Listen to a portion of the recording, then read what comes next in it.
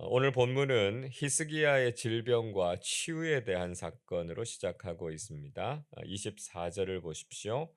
그때 히스기야가 병들어 죽게 되었으므로 여호와께 기도하매 여호와께서 그에게 대답하시고 또 이적을 보이셨으나 말씀합니다. 히스기야가 죽을 병에 걸려서 생명의 위기를 맞게 됐습니다. 대략 이때는 히스기야 통치 11년째 되는 해. 그러니까 히스기야가 대략 39살 정도 됐을 때인 주전 701년경으로 보고 있습니다. 히스기야가 병에 걸렸다가 나았다라고 하는 내용은 열왕기하 20장과 이사야서 38장에서 아주 비교적 자세하게 기록하고 있는데 비해서 이 역대하 32장에서는 아주 간단하게 언급하고 있습니다.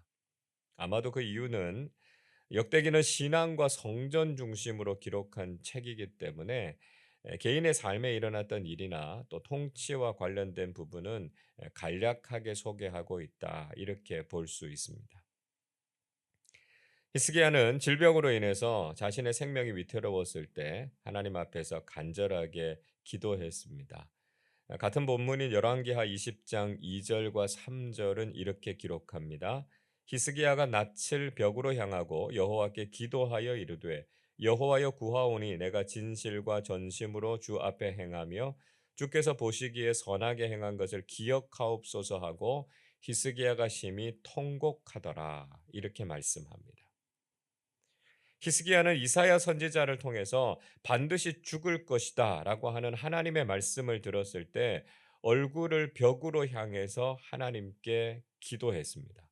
자, 이런 태도는 세상의 다른 방법을 의지하지 않고 믿음으로 자신의 문제를 해결해야 되겠다라고 하는 의지를 보여주는 것이죠. 자, 우리도 인생의 문제를 믿음의 방식으로 해결하는 사람들이 되어야 하겠습니다. 히스기야가 하나님께 이렇게 간절하게 믿음으로 기도를 드렸고요. 하나님께서는 그 기도를 들으시고 15년간 생명을 연장시켜 주셨습니다. 24절 하반절 보시면 하나님께서는 그 기도에 응답해 주셨고 그에게 이적을 보여주셨다. 이렇게 말씀하죠. 자, 그것이 해시계를 10도 물러가게 하셔서 그의 생명을 연장시켜 주신 것이었습니다. 자, 그런데 문제는 그 이후에 히스기야가 교만해졌다. 이렇게 지적하고 있습니다.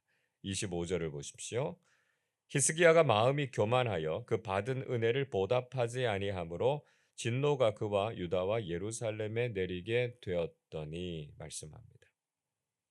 히스기야는 하나님께서 자신의 병을 고쳐 주셨음에도 불구하고 하나님의 은혜에 대해서 마땅히 감사를 표현하지 않았다는 것이죠.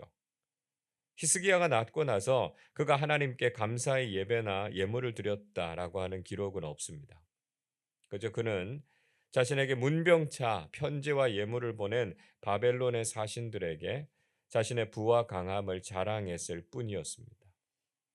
역대기 기자는 이것이 히스기야의 교만이었다 이렇게 평가했습니다. 여러분, 우리가 하나님의 은혜를 받았다면 우리는 겸손하게 하나님께 감사하고 찬양하는 사람들이 되어야 한다는 것이죠. 그런데 그저 받은 은혜를 자랑하기만 하는 것은 교만함이 될 수 있다는 것입니다. 우리가 하나님의 은혜와 능력을 경험하고 나서 조심해야 합니다. 우리가 그저 들떠서 인간적으로 자랑하는 것이 아니라 무엇보다 하나님께 영광을 돌리고 하나님께 감사하는 겸손한 사람들이 되어야 하겠습니다. 자, 이사야 선지자는 이런 히스기야를 찾아와서 그의 잘못된 행동에 대해서 책망했습니다. 자, 그래도 이 말을 듣고 히스기야는 다윗과 같이 자신의 잘못에 대해서 회개하죠. 26절 보십시오. 히스기야가 마음의 교만함을 뉘우치고 예루살렘 주민들도 그와 같이 하였으므로 여호와의 진노가 히스기야의 생전에는 그들에게 내리지 아니하니라 말씀합니다. 이사야 선지자의 책망을 듣고 히스기야와 예루살렘 사람들은 하나님 앞에서 회개했습니다. 그 결과로 하나님의 진노가 히스기야의 생전에는 그들에게 내리지 않았다고 말씀하고 있습니다. 자, 그런데 우리가 이런 결과에 대해서 다행이다 이렇게 생각하면 안 된다는 것입니다. 자, 여기에서 히스기야 왕이 가졌던 정말 아쉬운 모습이 등장하고 있습니다. 이사야 선지자는 히스기야의 잘못된 행동 때문에 히스기야 당대는 아니지만 그의 후손들이 바벨론의 포로로 끌려가게 될 것이다 이렇게 예언했습니다. 자, 만약에 이런 예언을 들었다면 올바른 믿음의 사람들이라면 어떻게 해야 했을까요? 우리의 죄 때문에 우리 자손들이 어려움을 겪게 된다라고 하는 말을 들었다면 우리가 믿음의 부모로서 어떻게 반응해야 되겠습니까? 자신의 죄 때문이니까 자신을 탓하시고 그 벌이 후대로 이어지지 않게 해달라고 더 간절하게 기도해야 하지 않겠습니까? 근데 히스기야는 어떻게 반응했습니까? 열왕기하 20장 19절에 보니까요. 이렇게 이야기해요. 히스기야가 이사야에게 이르되 당신이 전한 바 여호와의 말씀이 선하니이다 하고 또 이르되 만일 내가 사는 날에 태평과 진실이 있을진데 어찌 선하지 아니하리요 하니라. 이렇게 기록합니다. 자, 히스기야는 이사야의 말을 듣고 자신이 사는 날이 태평할 것이니까 그것이 좋다 이렇게 말했습니다. 히스기야는 미래에 대한 관점이 부족했고요. 그저 자신이 다스리는 때에만 아무런 문제가 없으면 그것으로 됐다라고 하는 안일한 생각을 가졌다는 거예요. 그 결과가 어떻게 됐습니까? 그의 아들인 므낫세가 남유다의 가장 악한 왕이 돼서 55년 동안이나 나라를 엉망으로 만들지 않았습니까? 여러분, 이것은 히스기야만의 문제가 아니라 오늘을 살아가는 우리의 문제이기도 하다는 것입니다. 우리는 신앙의 오늘만이 아니라 다음 세대들의 믿음에 대해서도 책임 있는 자세를 가져야 합니다. 우리가 자녀들이 믿음 생활을 잘할 수 있는 여건을 만들기 위해서 얼마나 헌신하고 노력하고 있습니까? 우리가 신앙의 내일을 위해서 기도하고 준비하는 부모들이 되어야 하겠고요. 그래서 오늘보다 내일이 더 아름다운 신앙을 세워 나가실 수 있기를 바랍니다. 자, 이어서 히스기야의 성공이 얼마나 대단했는가 하는 것을 본문에서 소개하고 있습니다. 27절에서는 히스기야의 부와 영광이 지극했다 이렇게 말씀하고 있습니다. 그는 많은 은금과 보석 그리고 곡식과 가축들을 소유했습니다. 자, 물론 그가 선정을 펼쳤던 결과이기도 했겠지만 가장 중요한 것은 하나님의 은혜였다는 것이죠. 29절 하반절에서 하나님께서 그에게 재산을 심히 많이 주셨다 이렇게 말씀합니다. 또 히스기야가 하는 모든 일들이 형통했다는 거죠. 30절 보겠습니다. 이 히스기야가 또 기혼의 윗샘물을 막아 그 아래로부터 다윗성 서쪽으로 곧게 끌어들였으니 히스기야가 그의 모든 일에 형통하였더라 말씀합니다. 자, 이번에는 히스기야가 기혼 샘을 막아서 다윗성으로 수로를 만들었습니다. 그래서 예루살렘 성 안으로 물을 공급할 수 있는 터널을 만든 겁니다. 자, 지금도 다윗성에 가보면 히스기야의 터널이라고 하는 수로가 그대로 보존되어 있습니다. 뭐 지금만이 아니라 당시에도 물을 공급하는 것은 정말 중요한 일이었고요. 특히 이 건조한 지역이었던 이스라엘에서 식수를 확보한다라고 하는 것 통치자들이 해야 하는 가장 중요한 일 중에 하나였습니다. 자, 이렇게 수로를 건설하는 것을 포함해서 히스기야가 했던 일들이 형통했다. 이렇게 평가하고 있습니다.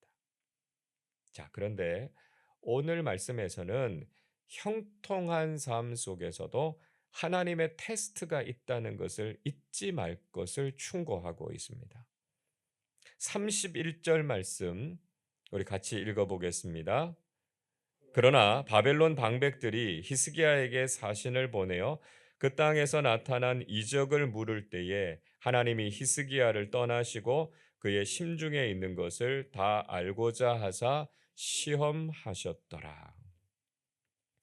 오늘 본문에서는 앞에서 나온 이 히스기야의 교만에 대해서 하나님께서 시험하신 내용이 다시 한번 등장하고 있습니다.